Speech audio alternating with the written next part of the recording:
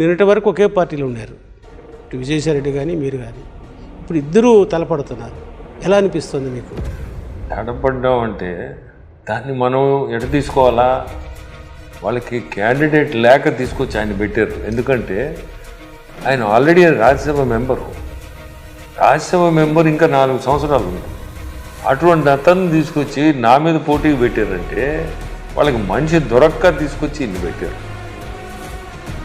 ఆయన ఆ రోజు ఫోన్ కూడా చేశాడు నాకు, ఇట్లా నేను చేయబోతున్నాను, కంటెస్ట్ చేయబోతున్నాను, 6 సంవత్సరాలు అయింది మన ఇద్దరం కలిసి ఉన్నాము, ఇప్పుడు నన్ను పోటీ చేయమన్నాడు, ఆయన చెప్పినప్పుడు నేను చేయాలా?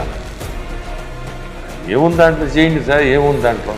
చేయండి, అంతే కదా. నాకేం పెద్ద అదే ఆయన వచ్చి ఇప్పుడు నాతో పోటీ చేస్తున్నాడని నేనేం పెద్ద దాని గురించి కూడా పెద్ద పట్టించుకునే పరిస్థితి లేదు. ఎందుకంటే మనం నెల్లూరులో ఉన్నాము, నెల్లూరులో మంచి చేసిండా, నాకు తెలిసి నేనేం చేస్తున్నా, నెల్లూరు ప్రజలకు తెలిసి ఏం చేస్తున్నాను.